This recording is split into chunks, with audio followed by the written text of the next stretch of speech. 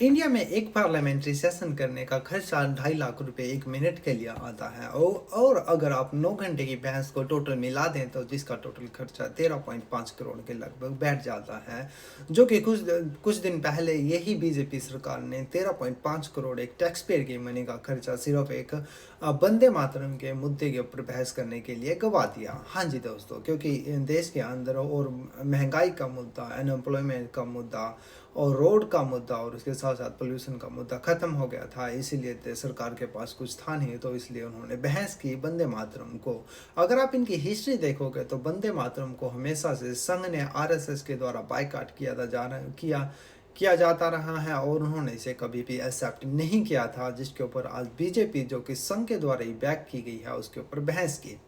ये सब देखने के बाद मुझे मैकीवेली जो एक पॉलिटिकल स्ट्रेटजिस्ट थे, जिन्होंने अपनी किताब द प्रिंस के अंदर कहा था कि अगर आप लोगों को और मुद्दों के अंदर उलझाए रखोगे तो उन्हें एक असली मुद्दे को बहस करने का समय नहीं मिलेगा और इसके द्वारा आप लोगों को उलझा कर आप राज कर सकते हैं। यही बात बीजेपी के ऊपर सटीक बैठती है, क्योंकि जब उन्होंने 2014 में जब इन्होंने इलेक्शन लड़ा था तो इन्होंने एक असली मुद्दों की बात की थी। ये ऐसे नहीं होता मित्रों, मैं शासन में बैठा हूं, मुझे मालूम है इस प्रकार से रुपया इतनी तेजी से गिर नहीं सकता। अरे नेपाल का रुपया नहीं गिरता है, बांग्लादेश की करेंसी नहीं गिरती है, पाकिस्तान की करेंसी नहीं गिरती, श्रीलंका की करेंसी नहीं गिरती। क्या कारण है? हिंदुस्तान का रुपया पतला होता जा रहा है, परंतु उन पर कभी भी खरे नहीं उतरे। एक बार पीएम इलेक्शन जीतने के बाद इन्होंने कुछ भी काम उस पर नहीं किया।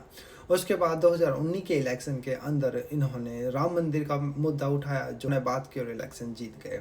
उसके बाद अब 2025 के अंदर इन्होंने हिंदू मुस्लिम करके 2025 के अंदर इलेक्शन जीत गए। हाँ जी दोस्तों, ये सब करके बीजेपी इलेक्शन जीतती है और हमेशा जीतती रहेगी अगर इसी तरीके से चलता रहा तो। Amit Shah ji, I challenge you to have a debate on the 3 press conferences.